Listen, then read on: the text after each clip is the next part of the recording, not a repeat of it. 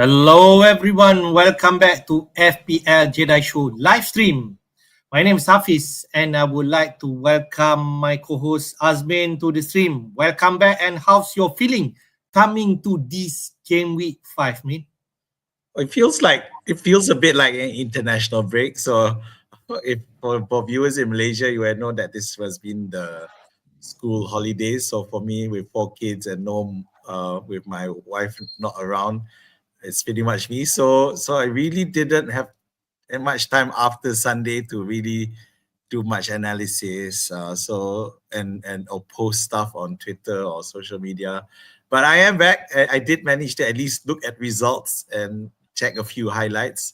So it'll be interesting, and there's a lot to look at, especially with all the Europe matches taking place. All right, great stuff. As Azmin mentioned, it's a school holiday in Malaysia. I also took some day off with my family, and we decided to live stream tonight, Friday night, and we can see team news are coming in. So as we speak during this live stream, we can also update in terms of team news. Pretty much, I think so far, most of the managers has been speaking in terms of their pressure. The team news likely will be unscathed from the European competition. But we will look much closer if there is some team news that we should be brought in during this stream. Yeah. So in terms of Game Week 5, maybe we just take a look, quick one, of how we perform in Game Week 4. I think we perform slightly lower than the average point. I think the average point was 63. I took the -4 for my team, so I think I'm bang on in terms of average point 63. And as you can see from my team, I took a -4, make three transfer, of which I took out Palmer, who are still uncertain minutes, but I think from the yesterday, I think match in terms of Champions League, Palmer started 90 minutes, so I think in terms of their minutes more secure, and in terms of fitness, maybe Palmer is back 100%, but that's the decision I made last week. Palmer, Gui, and also Ndaye, who reported by Moyes that he might feel some knock from the international break and might not feature, but instead he actually played from the beginning. So that's pretty much. But I do bring in Semenyo, who got me that 13 points, 1 goal, 1 assist, and 3 bonus points. He is the hot property right now in terms of FPL managers, and if I may say, he is currently the most transferred in for Game Week 5. Around 780,000 managers is done so. So at least I'm on track in terms of that transfer. But other than that, King, who I brought in, blank against Leeds United, and on top of that, Marco Silva decided to take him out at the 59 minutes. So I lose out 2 points there. So I ended up King with 1 point. The rest blank, and the hero for this week, if I may say, Van der Ven from Spurs, who I never thought he could actually capable of scoring against any side, but that what happened against West Ham United. Spurs won 3-0. Van der Ven got the clean sheet, and the score goes 14 points altogether with 2 bonus points. And other than that, is Salah last minute penalty goals against Burnley, who at least I captained him and got that 9 points, so double on that points.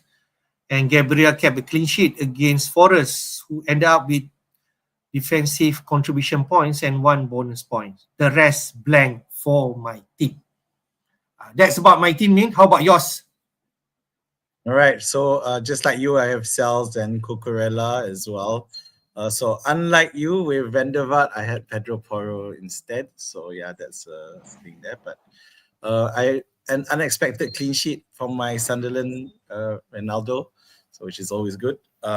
So West Ham. So I have Diouf. I did bench Fulkrug.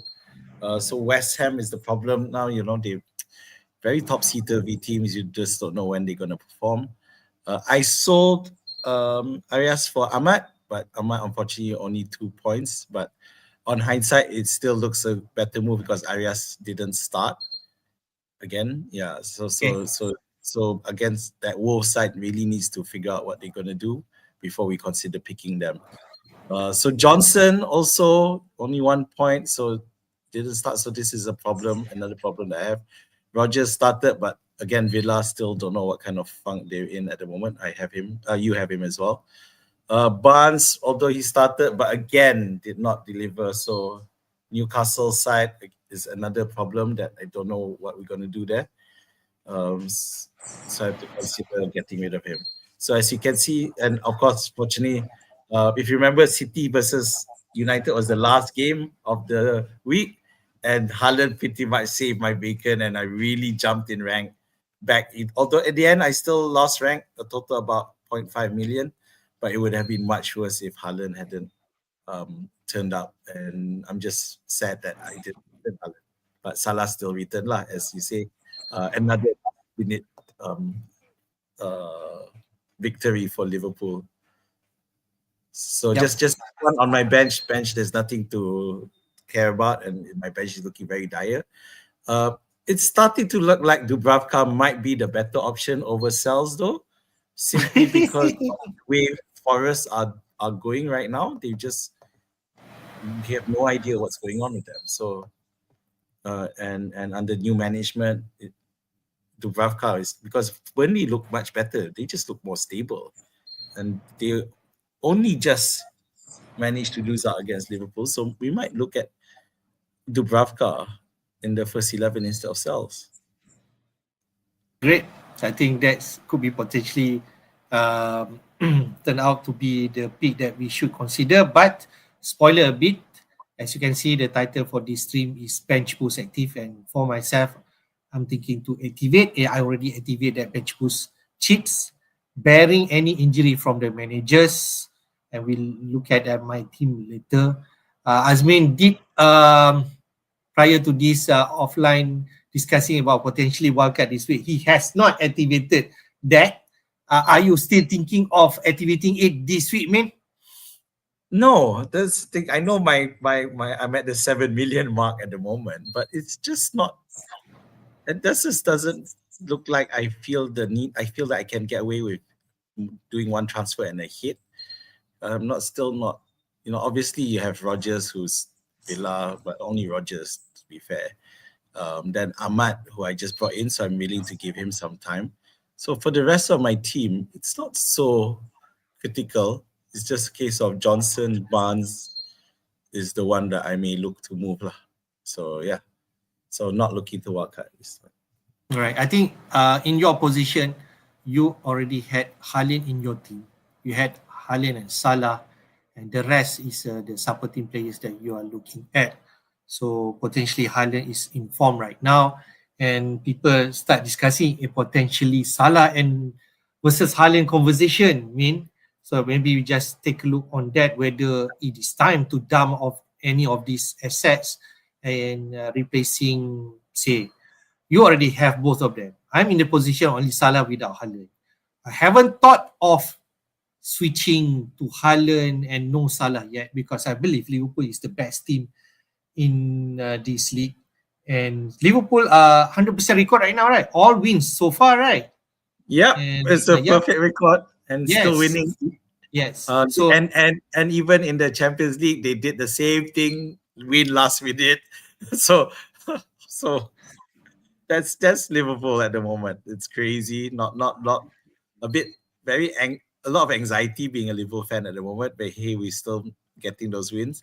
And if it was just one thing as a Liverpool fan, and I think they figured it out, those people who attend at the stadiums, is that don't leave the stadium until the final whistle blows. Anything happens. Yep. Great stuff for Liverpool. Liverpool are in a transition because they are very in. I said I think that's a surprise. I didn't expect he could start against Atletico Madrid, but he did that. I said starts game against Atletico Madrid. He was subbed off at the 58th minute for AKTK. So there's potentially still rotation between those two players. What will happen this week? I'm not too sure whether AKTK gonna start or not. I said could actually, but this is the dilemma that Liverpool gonna have. If you're thinking, I don't think Isaac is still an option right now until we can see more stability, more security in terms of who are playing for Liverpool. What you're saying, man? Yeah, so the problem, this Isaac at TK business, you would think that Isaac eventually will be the one to start. But when is that going to happen? That's the question. And this is also a reason why people, not like for me triggering wildcard, obviously I want to consider Isaac as an option, but at this point in time, it's still not certain yet. So that's why I'm not looking at it. And the fun thing, the funny thing coming out of this is the fact that someone like Words looks like he's more secure because he's not likely to be changed his spot at the moment, despite him not performing. So it's hard being a Liverpool fan, which is why, in terms of FPL, but which is why Salah remains the most secure pick. Because if they want to fit Ekitike and Isaac, then someone's got to go, and that can't be Words. It will most likely be Gakpo. So it's a bit hard. So we wouldn't bring in Liverpool players at the moment, but yeah, except for the core. Since you touched about Words has blank so far after 4 game weeks, if I'm right. Nothing yet from him in terms of attacking returns. Yep. People are frustrating. What do you think about Words? Is it time for people to move him on? Because 8.5 million in that bracket is quite hefty, and if you want to compare someone like Semenyo. It's very hefty, and definitely if you are if your team doesn't have Semenyo, then I think it's an easy transfer Words to Semenyo. But if you already have Semenyo, then is there any really great asset to have that to sell off Words? I don't see anyone except for Semenyo if you don't have Semenyo already, because there hasn't been any real consistent midfielder yet. So aside from Semenyo, so I would actually consider keeping him if you already have Semenyo. Fair statement. Okay, so I think that's the dilemma that people are looking at, whether what should they do with their assets. Talk about Haaland versus Salah. We go back to that topic. I am someone who doesn't really think about Haaland until the conversation is there. And then after that, I look at the total points so far after 4 points. I'm surprised that Haaland is the top player right now in terms of points. Before we took a look at the stats, Haaland right now on 37 points, FPL points. Salah is at 25 points. Haaland already recorded something like 5 goals, 9 bonus points, no assists. But for Salah, 2 goals, 1 assist, and 2 bonus points so far. Haaland superior in terms of those FPL points. We take a look at the statistic attacking stats, namely 1 to 4. I think there's a merit if let's say you're thinking about Haaland output better than Salah. Shots, he has more, 19 over Salah 5. Shot in the box, more, 18-5. Big chances more, 9-1. And shot conversion rate is higher. Haaland 26 over 40%. Why people are having dilemma is, can we trust Man City, and then can we start trusting Haaland as a premium asset for this? I know you're someone who has both players, man. What do you think? The thing with Haaland is, even like last week, we should have trusted him more against United, and he does seem to be Mr. Dependable again. In terms of the reliance on him to score goals. It does seem to be there again, so which is why definitely you could hold on to him. So the whole narrative around Salah's problem is the fact that they seem to have brought in so many effective goal scorers in Ekitike, and then you got Words, so and now Isaac coming in. So the thing is, with Isaac coming in in the Champions League, and that's when Salah suddenly decides to turn up just to remind everyone, hey, I'm still the man. I'm still the guy. So which is great. And obviously it does put a dilemma for, I think there are people already thinking to sell Salah. I mean, looking at the stats, that we're showing here on the screen, it definitely makes sense that why are we still keeping Salah? So but given how he brought the game against Atletico Madrid, then now the question people got to ask is the Salah back? Are we back? Before we sell him, he's just giving us pause. It is a Merseyside derby, but since when have Merseyside derbies been considered worrying matchups for Liverpool? I think it's been quite a while. It's not been a big deal. Although the only other question is the fact that it's the early Saturday match. But let's remember, Salah seems to be largely unaffected by this early match business. He just continues scoring. So just bear that in mind for those superstitious lot of you. Yeah. So at the moment, someone who has Salah and Haaland both, and I can't. Okay, fine. If you don't have Haaland, you want to bring him in. That makes sense. If you don't have Salah, do you want to bring him in?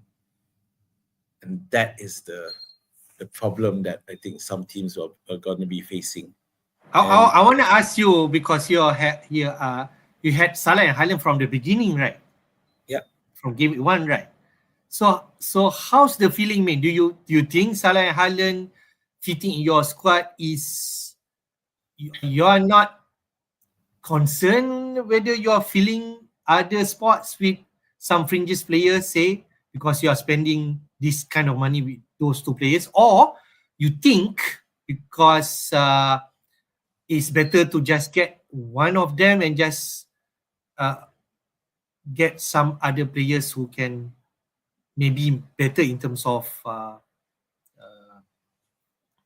it's a good question, yeah, and that's where the question is, which we came back to, just which we mentioned just now, is that if I sacrifice, say, Salah, which midfielder is worth it for me to buy? And at the moment, in terms of price, because obviously you look for the higher price players, there is none of them have been consistent enough to merit consideration. So Semenyo. So maybe in this situation, in this early season, with Palmer, Saka, those are not the option right now. So maybe there's a possibility this could happen. Getting those two players right now, right? Yeah, so Palmer is an interesting one because he did score last weekend, and he also scored in midweek as well, even though his team lost. So everyone's trying to answer the question of is the Cole Palmer that we love to have back? So, and if he is he better than Salah? Because while Cole Palmer made his mark back again and scored last weekend and midweek, Salah did the same, baby. He did exactly the same thing. Scored, of course, the last weekend was a penalty, but goals are goals. And he put out a great performance in midweek against Atletico Madrid. And based on between the two, if you were to ask me should I sell Salah for Palmer, I'd say no. My answer is still no. Fair. So you're in a great position, if I may say. You had those two players who are really key to their team. Man City. I think if I'm picking any Man City players, the number one I should pick is Haaland. You cannot just replace him with other cover player. You can say you want to go Foden, Doku. I don't think those players I can trust. Haaland is the only one. He is the Mr. 90 minutes man. He's on penalty. Nothing much to say. I think that's your first asset if you're looking at Man City, and they are currently at, in terms of league table, they are at 8th place, 2 win, 2 loss, but Haaland still perform. If they lost to Brighton, he scored the goal. So I think that still counts for Man City. Other than that, Liverpool is definitely Mr. Salah first, Mo Salah first, other than the other rest asset. AKTK is now maybe not an option after I said coming in. Gakpo, I'm not sure, can I trust him? Words are not there yet. So not much option if you're going any Liverpool asset other than Salah. Yeah, so the annoying thing about Haaland performing against United is that this weekend City plays Arsenal. So if you don't have Haaland, you're looking to bring him. Is this week the right time? So we can talk about that a bit more. Since you're on that topic, why not we just go, because people are thinking whether this is the right wildcard to do this week. But let's take a look this sample of wildcard draft if you are doing it this week, because Azmin did mention he's thinking of it, but he's not now.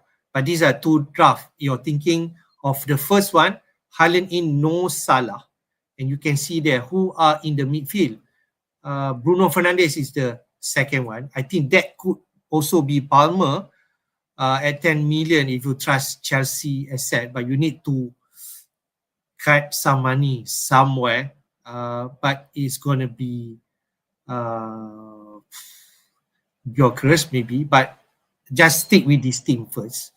So Raya in goal. I'm not a fan of Raya in goal. You can go cheap there and save 1 million. I think easily you can do there because you have Gabriel. But unless you want triple up Arsenal, this could be the time. Raya, Gabriel, and Gyökeres is what the draft is looking at. Dubravka, you can safely save 4 million. Other that, you go cheap, 4.5, Senesi, Anderson, Abbodo from Wolves, and then Rodon from Leeds United. In midfield, Bruno, Semenyo, you need to have those players. Grealish, you can trust. He's the potent player from Everton. Anderson and Reinder at 5.5 million. And up front, I think you go João Pedro and Gyökeres. This could be the striker partnership that you want. I think I would love to have those combo up front if I have the money. I don't think people will go Mateta. I don't think people will go Watkins, so on. I think this could be the perfect front lineup for now, until I said is an option. On the other hand, Vagat draft 2 on the right side is something like Azmin team who has Haaland and Salah. He tried to fit Gyökeres. The sacrifice will be on the third striker, Mark Gui, who are non-playable. And then after that, you have Chippies. You still have Semenyo, but then you have to have Shrewsbury Hall, which still fine. Anderson and Grinder at 5.5 million. But the rest, I think you can shape some money there. If you save Raya, you could go to maybe some Spurs player. I'm interested in some Spurs player. They have some decent fixture, like Siemens or Kudus. That's what I would try to do. But this is the draft that I have from the Fantasies football side. So what do you think, Min? If you're wildcarding this week, how your team will shape up? Well, the funny thing with these drafts is that they really try to keep that core structure the same. So you got Raya, Dubravka, Agado, Senesi, Anderson, Gabriel. The back is exactly the same. So they're just shifting around in terms of the midfield and forwards.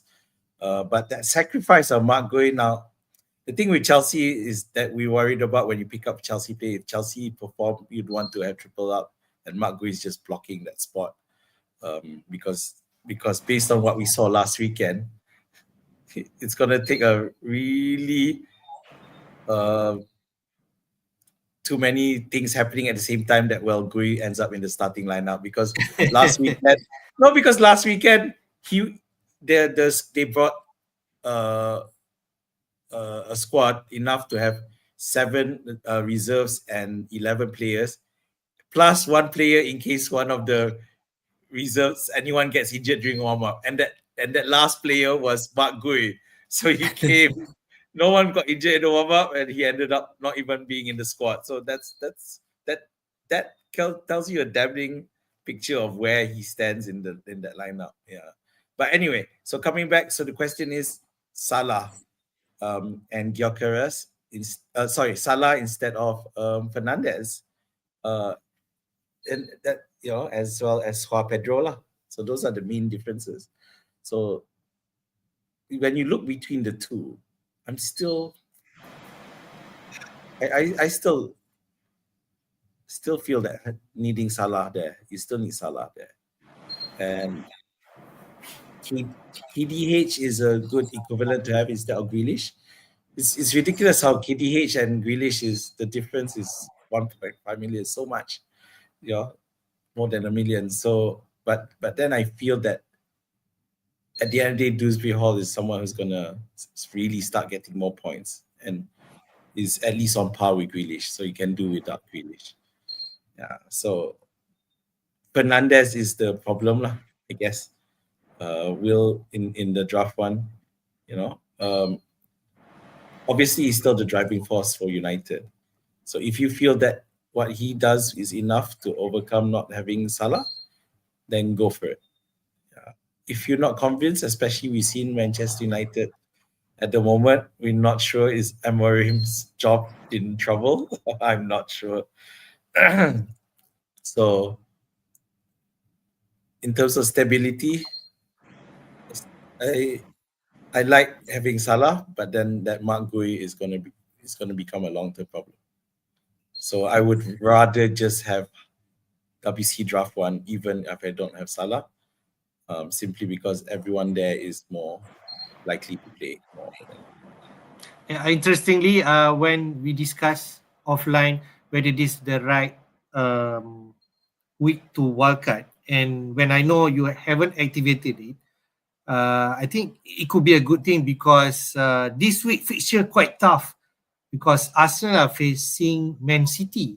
So if you're bringing the like of Haaland or Gyökeres this week, you're not expecting big points from them. I don't think that will be a high scoring game.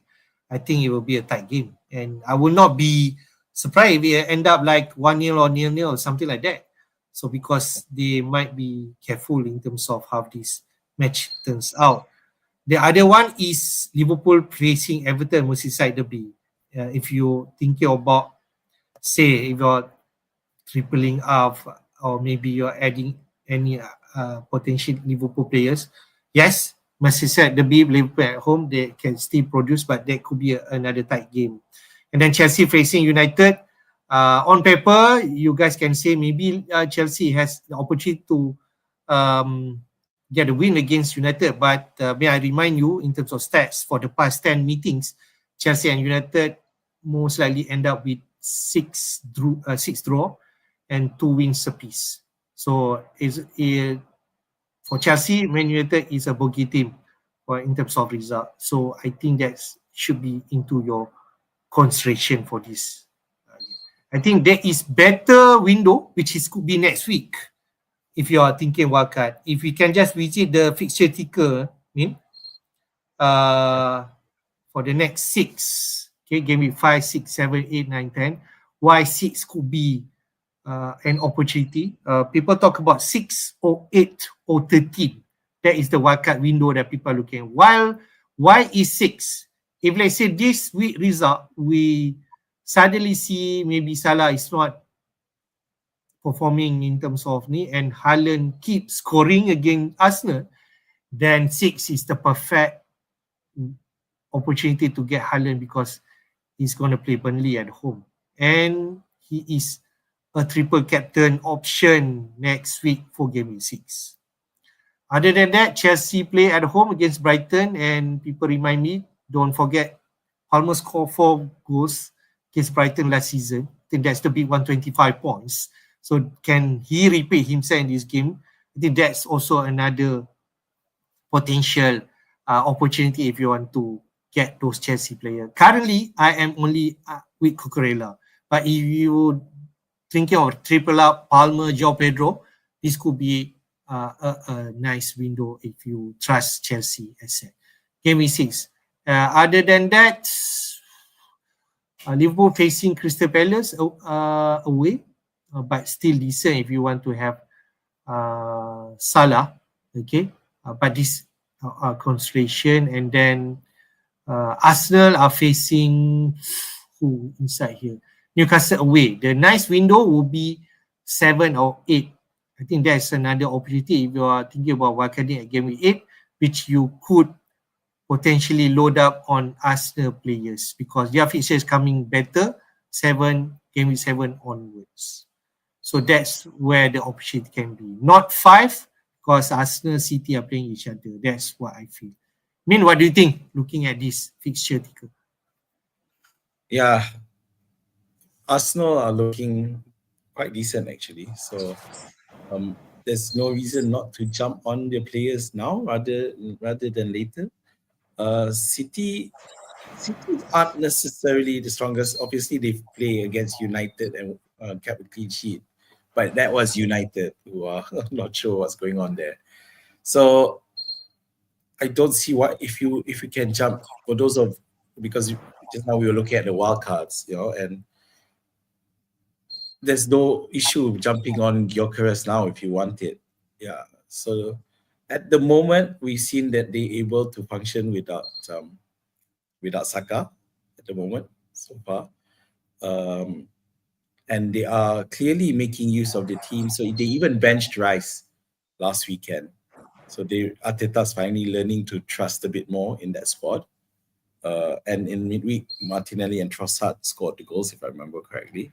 So he is looking at that. And hopefully looks like he's going to manage his team well. But it does mean you probably want to just go for the players who will start. And that means people like Rice might, especially when Champions League are interfering, may no longer be a safe option. So keep with people like Gyökeres, Gabriel. And I'm not even sure about the midfield between Eze, Makalele pula. Madueke. Makalele, I'm so sorry.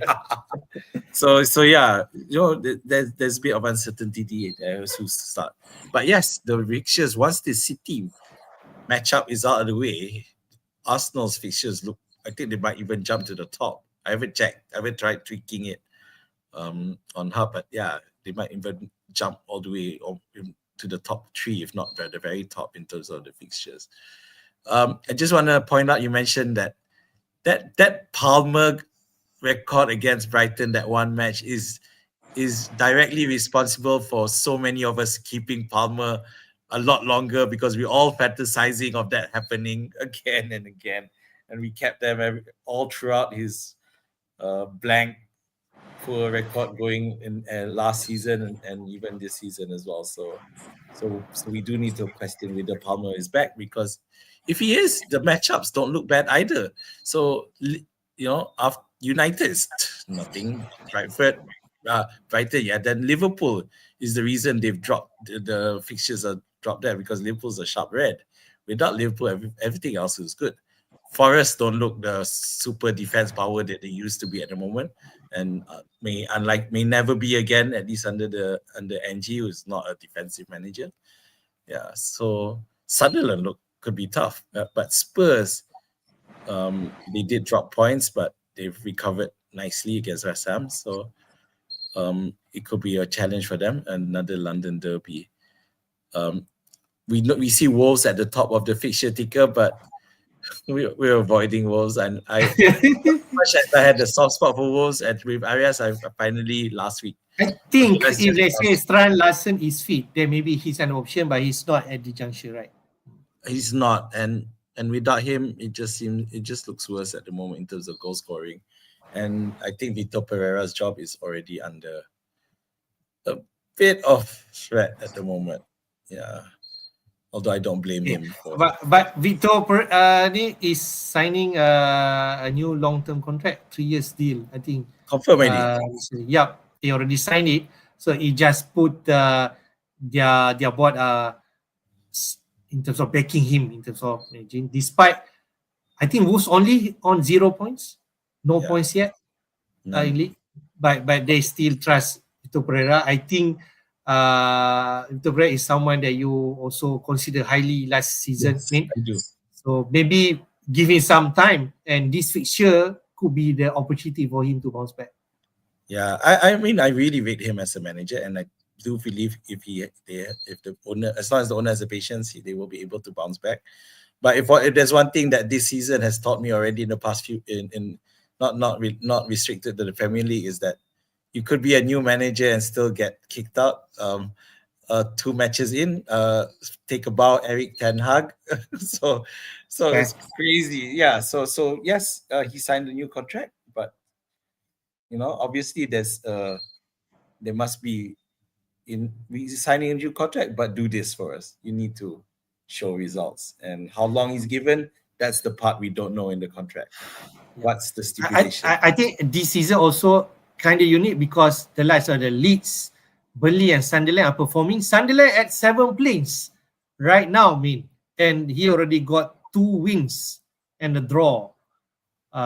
Livery setting the manager for Sunderland has done a great job so far, and Sunderland has better opportunity to staying in this Premier League over Leeds and Burnley currently, maybe, but those teams are not an easy meet right now, I can see, because Burnley almost got a result against Liverpool last week. Yeah, and I just want to point out Sunderland's fixtures. They actually, they look quite awesome as well. You got Villa, who haven't scored yet, right? In the league, in the Premier League.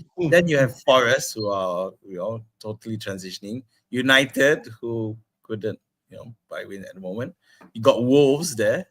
Then the hard one, which is Chelsea. Then Everton, who you still struggle to score goals anyway. So if you have a space and if you are cutting, I think Sunderland's worth a mention there, despite them being a promoted side. Right.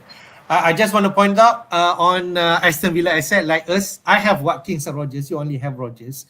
This could be the week to see whether they perform, because they are playing Sunderland away. It's a away game. It's gonna be tough. So if I don't know if Villa blank or Watkins or Rodgers blank again this week, we might pull the trigger and replacing with somewhere else next week. That could be an opportunity. But if you still trust Aston Villa, they have 3 nice fixtures: Sunderland, Fulham, and also Burnley. Before they play a tougher matches, Spurs, City, and Liverpool. That's really where you jump off. And Gameweek 8, if you're taking wildcarding because you are full of Aston Villa assets, that could be the right moment.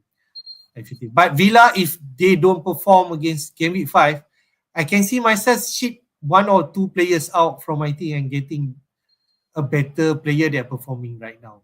What do you think, man? Yeah, I can't. I can totally understand people losing patience with Aston Villa. It may no longer be possible to wait any further. Yeah, it doesn't look like it at the moment. The thing is, though, they do have Europa as well, so that's something. So they don't play this week because now the Europa League doesn't jive with the Champions League anymore after the whole change in formatting.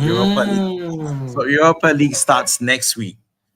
Okay, so it will be a problem as well. They aren't even performing, so how are they going to prioritize what they're going to do? So I totally understand if people jump off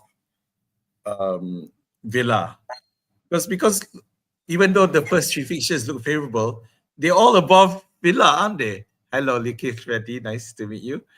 They're all above Villa in the table, so it looks as though it's favorable. But Villa are at 19, of just above Rome. So theoretically, if you look at the pictures, all of those teams are doing much better. Burnley is the closest because they had, and even then their performances were good enough that they almost held Liverpool, and at home they're much better. So I can totally understand if you drop Villa off now. Gosh, I didn't realize they were 19th. Even West Alright, Ham are above them, for crying out loud. West Ham got that win against Forest, man. Yes, that's right. So Okay. yeah. Can we just talk about in terms of bench boost option, because what's the window? I think this is the one that I snapshot from the Fantasy Football Scout.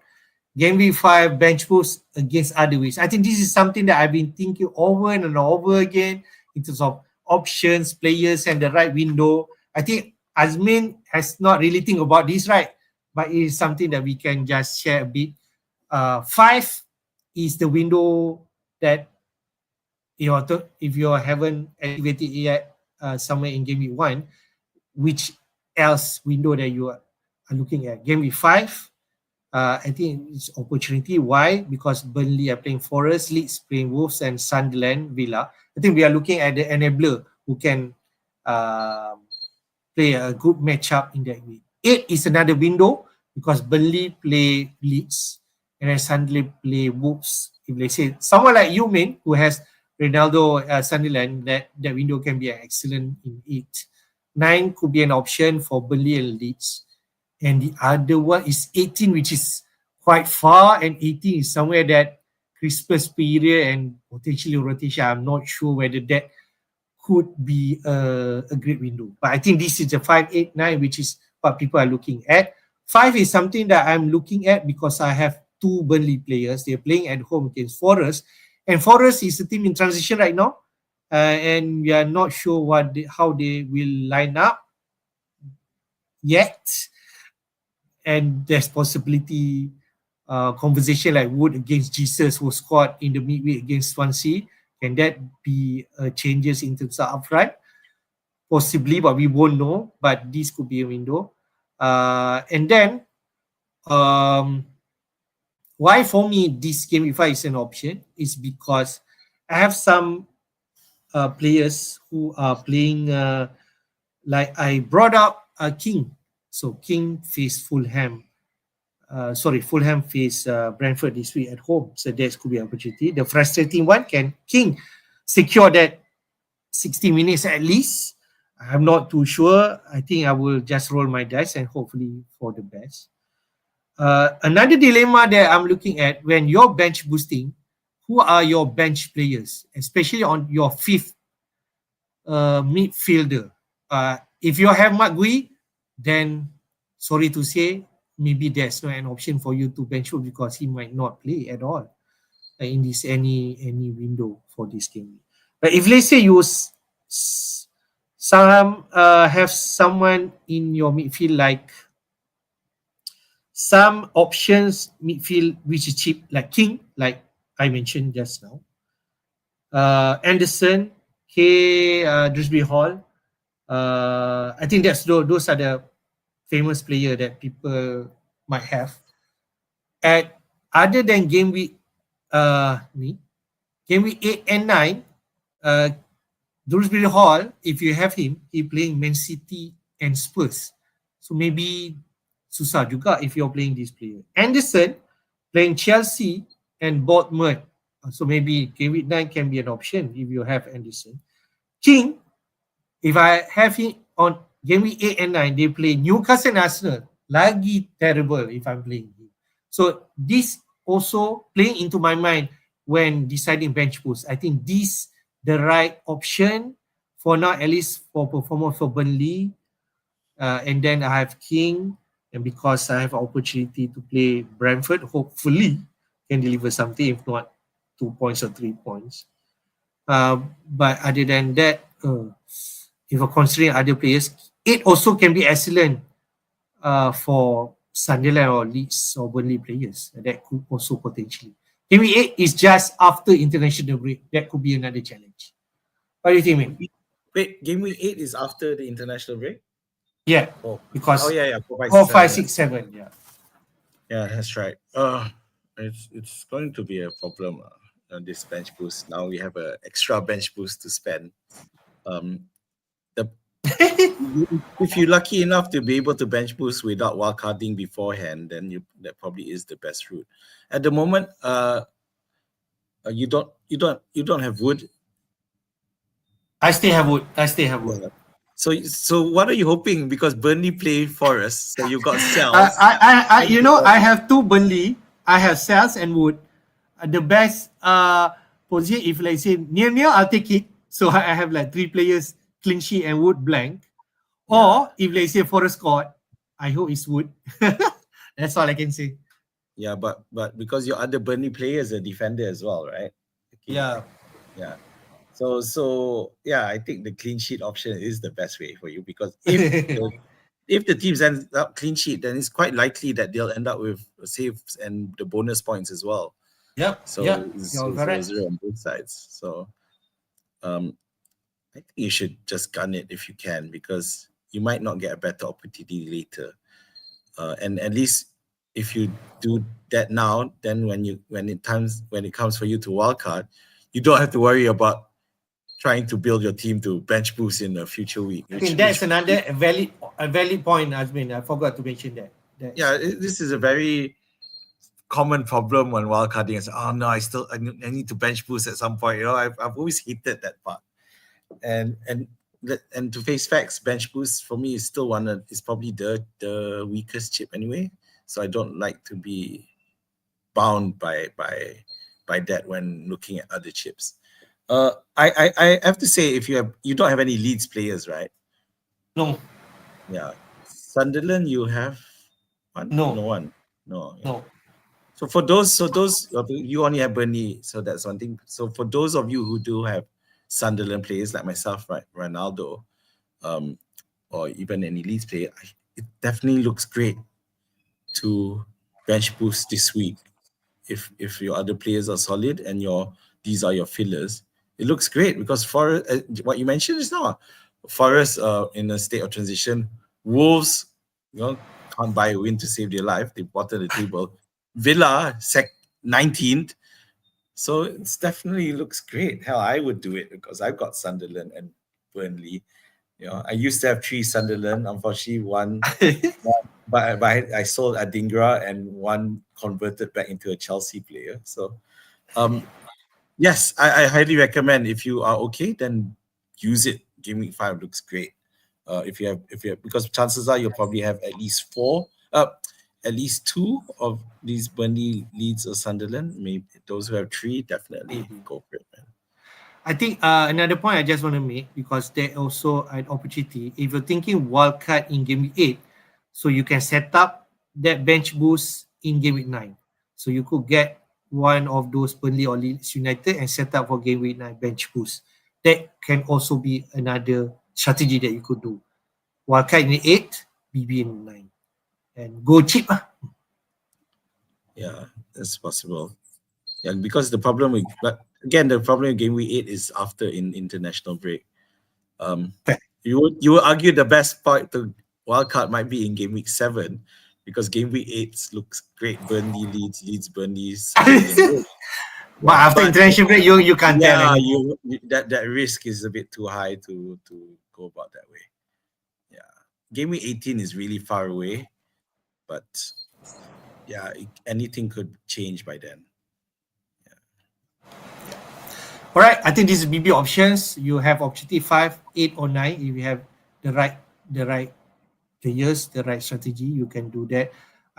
Someone like me, I think I want to take this opportunity.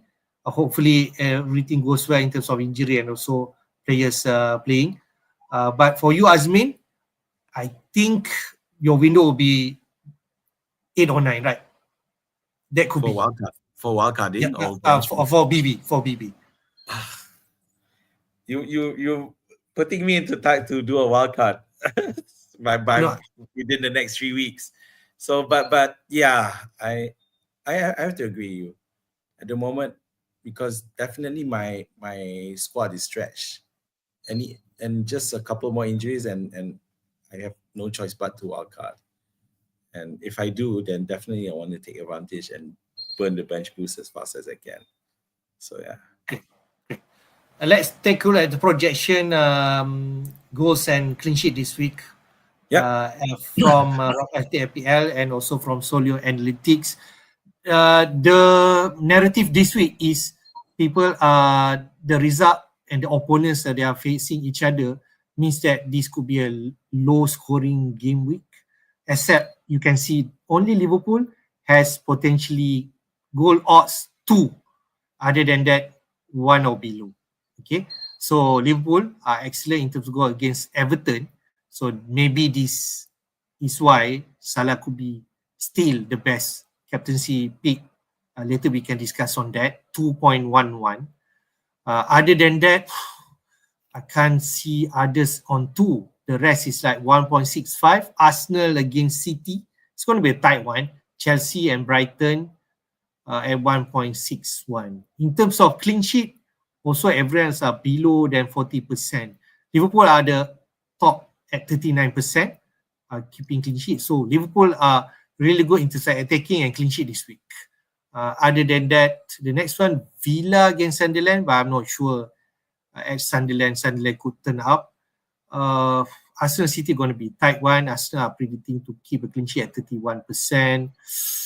Wolves and Leeds are tight. It could end up near Burnley. Forest are, although Forest are predicting to keep a better clean sheet at 31%. West Ham versus Crystal Palace are going to be tight one. Palace are expecting to keep better clean sheet at 30%. Which one stands out for you, Min, if there is any? Which one stands out for me? Liverpool, and you know, I've seen teams selling Salah already. Oh, and which for me is just, yeah, granted he's nowhere near the same levels, but we saw that his level returned against Atletico Madrid, and I think that's the catalyst he needs to go on a run. Do you notice who the second highest goal scorer team is in terms of odds? It's Sunderland, 1.83, right? Sunderland, 1.03. 1.03. Okay, I'm sorry. Okay, that's wrong. I misread that. So 1.03. So Arsenal 1.65. Let's look at Arsenal 1.65. Is that real? It looks real. What do you think will happen in this game? It's gonna be a tight one, right? Yeah, it's very unpredictable. City are definitely surging at the moment, but you know, and Haaland is in top form. He scored in the Champions League, by the way, hitting 50 Champions League goals. Yeah, and Arsenal has a fresh attacker, so it's a real test for Gyökeres actually. Yeah, he did score last week, so now real facing up against the City. City, remember, is out, but then our favorite Guardiola is back as well, so that's going to be something. Rodri hasn't been the same Rodri that we relied on in previous seasons, but he might be getting there. So I'm going to call it and say that it's going to be an upset and City are going to win. Wow, that's a big call. Yeah. And it's probably why, and I'm sure some people are making this call, which is why everyone's struggling to get Haaland in. Why are you getting Haaland in if you don't think he's going to do well here? So I'm on that page, and I think Haaland is going to find a way past the Arsenal defense. You know what will happen if let's say Gameweek 5 turns out Salah blank and Haaland scored? I can see a lot of traffic Haaland getting in next week. I can see that, and I will not rule myself out. I might do that. So, if Salah fails to score this weekend, I'm gonna come to your house and cook something for you. Okay. But you know what? I'm on the Salah camp right now because I have no Haaland, and he's the only potent captaincy for this week. We can discuss on that captaincy week. Anything else we want to talk about?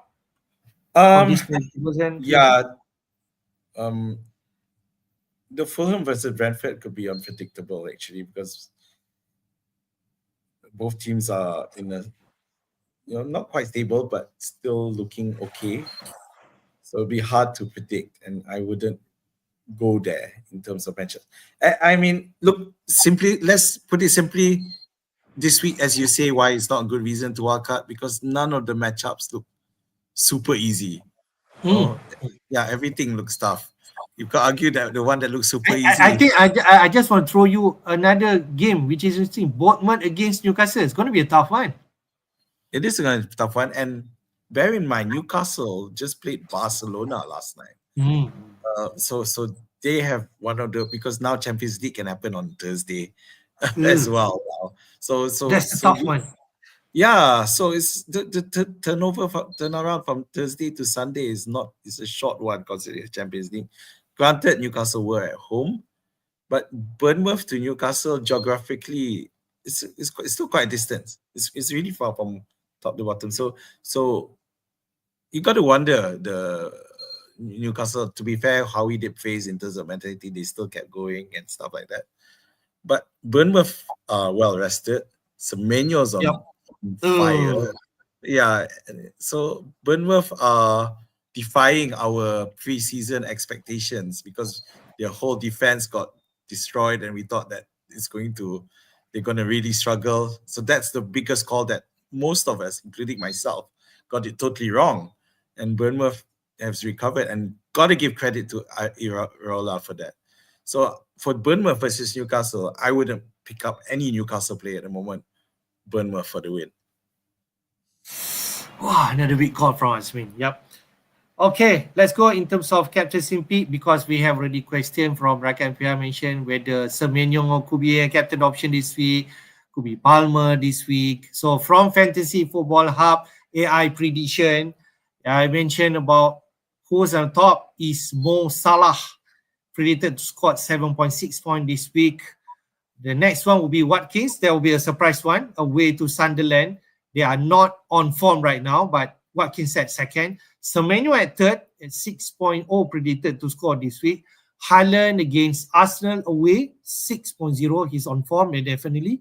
And Bruno Fernandes on fifth, facing at home against Chelsea, 5.6. Certainly mean Salah is the best option this week. You have Salah and Haaland. What do you think?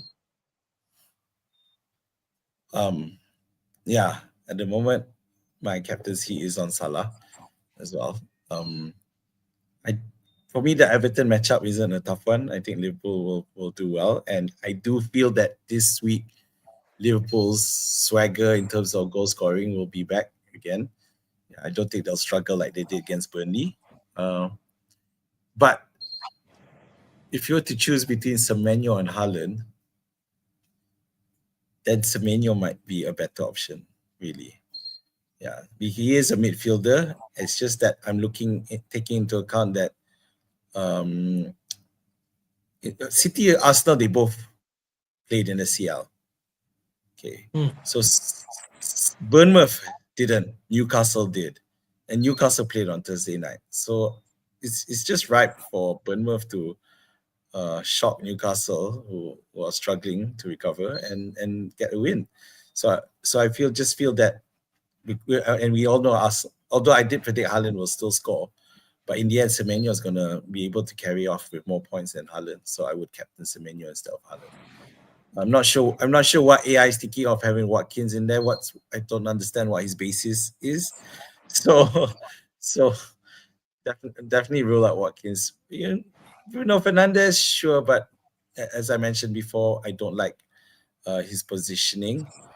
Even though DEFCON wise he's getting points, and people say he's still getting points regardless of positioning. The other problem is United is Cunha is back, should be returned. So I'm not sure how they jiggle back that lineup. Yeah, but I wouldn't captain Fernandes either. If I throw another question, someone like me who doesn't have Haaland, but I have Semenyo and Salah, would that be crazy if I captain Semenyo over Salah? No, I'd still captain Salah. Between Salah and Semenyo, I still captain Salah. All right. You bring me back down to the ground. Salah is still the premium asset that we should do. But Semenyo is a serious enough option that for me, who doesn't have Semenyo, I will still want to bring him in. nullify the damage, if nothing else. But I So still you think think Semenyo is just a must-have right now? it's a must-have. Yes, it took me 3 weeks to admit it, but yeah, I'm coming around to it. All right, fair. This is the captain pick for this week. If you have Salah, I think you should go for him. But if you have Haaland, you're not sure. Semenyo could be an option. I think these are the three players: Haaland, Semenyo, Salah. I think Salah Just a could be number caveat, one. even though I really expect him to score, but if Salah really does blank on Saturday first match, that's going to be a long weekend for most of us. So yeah. Yeah. Great to point that. Okay. All right. Let's go to our team. Before we take Saturday, we already on 1 hour mark. This is my team. Like I mentioned before this, I'm gonna bench boost this week. My bench boost is active right now. 1.9 million in the bank. I have only one free transfer. I will definitely roll this week. Hopefully, nothing much in terms of team news. Maybe you just scroll a bit in terms of team news if there is any significant news that we can highlight during this stream. But I will play this team. Have Sales and Dubravka in goal. Van der Ven, Gabriel against City. Yeah, we just never know. Arsenal could have keep clean sheet even though Haaland on form right now. Cucurella against United away. Salah captaincy for now. I have Kudus. We haven't really spoke about Spurs asset, but I think Spurs is someone that we should eye because they are consistent. Spurs win. Another win at Champions League. 1-1, kept a clean sheet. 1 goal against Villarreal. I'm not sure who scored that. Or could be an goal. Okay. Semenyo is in my team right now. 13 points last week. Really justify why he needs to be in everyone team. I still have Rodgers at 7 million. Away to Sunderland. This could be the last opportunity for my Aston Villa players. I have Watkins there. I have Mateta who blanked last week. Hopefully he can do something against West Ham. But Glasner quotes mentioned Mateta tiredness could worry me, but I will play him this week. Hopefully he play against Burnley away. Dubravka, King against Brentford, Konza away to Sunderland, and Steve against Forest. This will be my team for game week 5. Bench boost active. Any comment, man? So you were not making any transfers, right? I don't think so.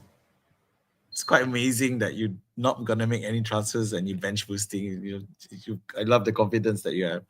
Just now with Spurs, it was a ridiculous own goal. Okay, all right. Yeah, so yeah, by the keeper, and he just lost control of the ball.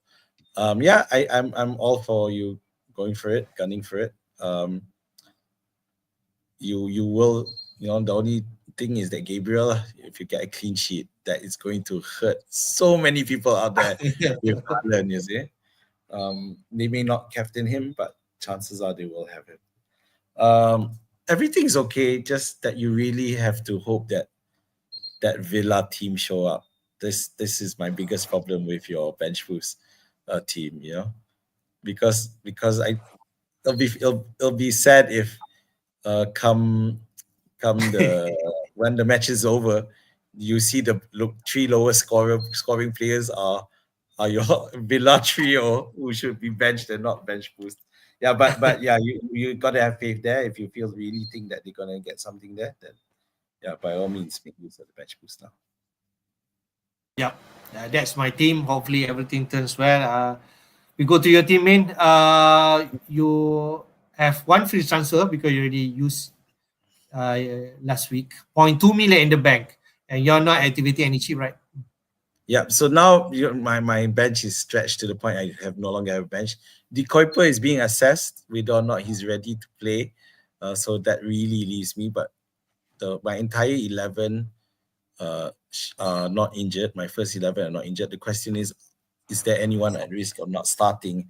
And looking at that, I'm worried about Johnson, who didn't start last week, and Barnes, who, because they also played in midweek and I'm worried about rotation.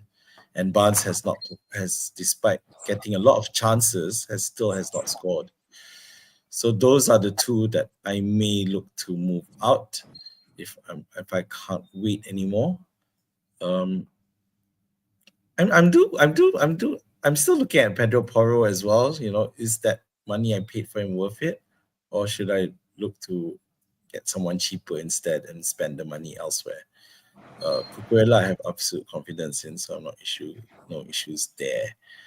So at the moment, I'm looking at selling Johnson and Barnes and bringing in Semenyo and someone cheaper, someone like either Dewsbury Hall or a fellow Bournemouth player if I really think Newcastle are going to get it. Yeah, so I haven't decided who that second player is yet. The problem with KDH is that he does play Liverpool this week. Yeah, and there isn't anyone I can swap for him for this week. So if I picked him up, I have to play him. So then that might end up me sacrificing points for this week. But it does let me get Semenyo in, who I really expect to return as well again this week. I think that's the player that you're thinking to get in, right? Semenyo at 7.5 million right now. Johnson at 7, is it? Johnson's at 7, yes, correct. 7. Barnes at 7. Who? Barnes is at 6 point. 6 point. Okay, 6.5, is it? Okay. Yeah, no, less than that. 6.5, yeah, 6.5. Yeah, Johnson's at 7.1. Barnes is at 6.5. So 7.1 means when you sell it's 7.0 anyway. So I need money to buy Semenyo. And that's where Barnes might be the fall guy at this point. Okay. All right. How about Rogers? Okay. Rogers, I'm going because he gets a stay of execution because I did bring him in last week. Yeah. No reason for me. Sorry, the week before. So he's only been on my team for 2 weeks, and I'm willing to give him. I think I can understand that. What's the situation for Crook? Huh? I'm not too sure. He's not starting, so he's that's why. Is he injured? Is he injured? No, right? He's just off because the other day Wilson came in and did so much better. So, and who's that guy? Somerville, 2 weeks ago. So he's not gonna get a look in at this point in time. So he's definitely out for me. Let me just check. I'm not too sure. Okay. I can't remember whether No, he didn't even get any minutes last weekend. Oh man, so Fulcrum is a problem for you. That's why. The entire bench except Dubravka is a problem. So yeah. Okay. The only way I can solve that, because now I'm selling Johnson and Barnes to bring in Semenyo and another midfielder, it doesn't leave me any money to upgrade Gui or even get rid of Fulcrum. So they might stay until my wild card. They might just stay in my team and rot on the bench. That's why I'm thinking whether there is opportunity to go lower for Fulcrum and get money to upgrade you to Semenyo. I've looked at the Fulcrum options. I can't find anyone I like. If they say Johnson and Fulcrum out and Johnson upgrade to Semenyo, how much you left? 5 million, is it? Or 5.5, 5.4. So if they say 5.5, I kind of like want to suggest someone. I have Sunderland players who could do the job lah. I was thinking like Sunderland attacker. I forgot who's his name. At 5.5 million, who's starting right? Mayenda, was it? Something like that. So I was thinking. Gildos did do well, but then he came on as a sub, so I need to figure out there. So maybe that could be an opportunity against a woeful Villa right now, right? So, yes. So that's why if let's say there's a 5.5 million, let me just check. Yeah, 5.5 million price. Yeah, 5.5. Muniz you can't trust. Mayenda, right? Mayenda, yes. Right? Yeah, I got 5.6.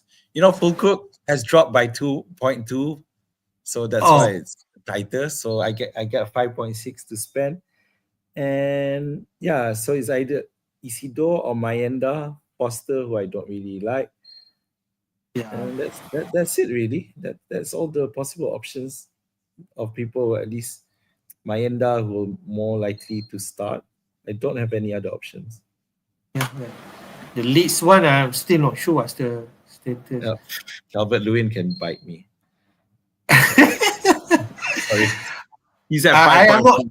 But yeah, he Yeah, can. I'm not sure whether I can suggest you this, but a Burnley attacker Foster at 5 million, who, No, I yeah, don't like Costa. I just feel that Burnley.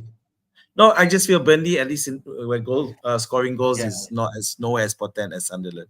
I think the next one is Mayenda. All right, Yes, correct. Mayenda, correct. Mayenda. Sunderland face uh, Villa, right? You know, right. Sunderland face Villa, right? Yeah, Sunderland face Villa. That's right. So I was thinking, if let's say that could be an option, you leave Barnes one more week, you just never know. And then Johnson to Semenyo and Fukru to Mayenda, who's going to play. Yeah, I don't know because he did start and he was subbed out. Barnes, I'm talking about Barnes here. Okay, Barnes. All right. Yeah. Okay. So I don't All know. right. Okay. Fair. Okay. That's a dilemma. I think you just bring in Semenyo and Rosemary Hall, I suppose that's the next best thing. That gives me a few more units to play with and maybe get rid of Fulcrook in the following week using those funds. But yeah, it's far from decided really. I'm even looking to see if I can chuck someone in defense instead and keep Barnes, as per what you said, give Barnes one more week. So I'll have to figure that out. Okay, great stuff. Let's take some question. Rakan PL did post some question and Mahmoud Ala also asked question. Let's go to his question first. Mahmoud Ala, sell Salah, Watkins and Mateta. Wow. To Isaac, Highland and Gyökeres is really heavy on Highland and Gyökeres pick, but Isaac, I'm not too sure. I mean, yeah, you're pretty much relying on Haaland really because Gyökeres, he's still unproven in terms of against a big team, and Isaac may not start. If he was started and got subbed out at 58 minutes, which tells you a bit that he's really not ready to go the distance. Although to be fair, the best way to endear yourself to Liverpool is to score against Everton. So that's definitely something to think about. But I really don't think he'll start. So between the two options, Watkins is your weak link there. So, but I wouldn't sell Salah and Mateta for that trio. I think I concur that because in this position, I have Salah, I have Watkins and Mateta. And I don't think I'm going to switch to that Highland Gyökeres yet. Give them one more week and reassess. Okay. Yep. All right. To play who this week? Dubravka or Sanchez? Sanchez playing away to United. Dubravka at home against Forest. Dubravka at the moment. Yeah, I'm looking at playing. Oh, that's right. My team, I'm looking at playing Dubravka instead, by the way. So you know. Okay, right. Ikitike, keep or sell for now. Maybe you could just play him this week and see what's the situation. Right, man? Yeah, keep for me because I don't think Isaac's gonna start. Him, to be fair, him starting in the Champions League was a surprise, but I can't see him starting in a few days after as well, even though he was subbed out early. So Ekiti, keep Etikite. Yeah. Play Calafiori or Gal. Palace play away to West Ham, but Arsenal facing City at home. It's not much difference. I play Calafiori. He is in good form at the to be fair. Great stuff. And last question, Spurs defense will concede this game week, right? This Spurs defense really, we know Thomas Frank, right? So I think I trust Spurs asset right now in terms of defense. Yeah, not bad, Thomas Frank.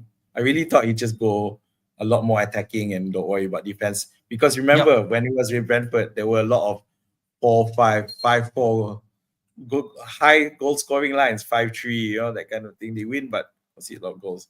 So yeah, trust in the Spurs defense. I think he just figured it out. All right. Okay, great stuff. Before we end our stream, I just want to show back our FPL Jedi situation right now. The number one team is Red to Liverpool. Nazaria Haq Ishak Nur Aisha Haq is the number one team in our league main, and her team is on the right side. Raya in goal, Cucurella, Timber, Tarkowski, Minte, Iwobi, Grealish, Elanga, no Salah there. Muniz, Haaland, and João Pedro is the key player right now for her team. And when I look back at her team for the past 4 weeks, he has not activated any chips yet. So, but he already at 293 points right now. So, she's a Newcastle fan. I'm loving this team because there's so many off-field picks in there. You got Minte, you got Iwobi, you got Tarkowski, you got Elanga. These are, and I'm really envious that she has Timber in her team because the pick of the defense in Arsenal, because obviously he didn't play Gameweek 1, but he's been ever present since, and I do believe he's going to be a good FPL asset in the long term. So yeah, credit, and no Salah, and using Haaland. So things are going her way. Well done. She's in the same boat like me. Bench, effectively no bench, but hey, if it works, it works. Right. Would like also to give shout out to the rest of top 10 teams. Suratani FC at second, Goodbye Sony FC third, Champs at fourth, Kluang, Kimi Zaidi team at fifth, Puj FC 6, Fragile Ninja 7, Lava Chicken FC is in my my cousin league team. So 8th place, well done for you, 256. He has Iketike in his team, right? So well done. King Pablo HQ, Nizam Riser, and FPL Futimira as always. Eden Lee at 10, please. Well done to all FPL Jedi League community. If you would like to join our Jedi League, is the league code ZWXRHJ as stated in this deck. All right, staff. So, Min, your last word, I suppose, coming to this Game Week 5. So, a lot of us veteran players who aren't really doing well, but let's face it, you can't wait much longer if you're not doing well. If you need to wildcard, wildcard. If you're really not confident with your team, then don't wait anymore. Take the steps necessary to really improve your team, because the longer you wait, the harder it's going to get for you to climb faster if you have ambitions of finishing very high. So yeah, like myself on 7 million, I don't like it at all, and I don't want to go with the line of it's okay, it's still early. No, we should start. We should look to improve. All right. Thank you all for joining the stream. If you like to support us, do join our FPL Jedi YouTube channel, and also subscribe to our Jedi League and so on. And thank you for watching. See you again in the next stream, and all the best for Game Week 5. Until then, take care and bye-bye, everyone.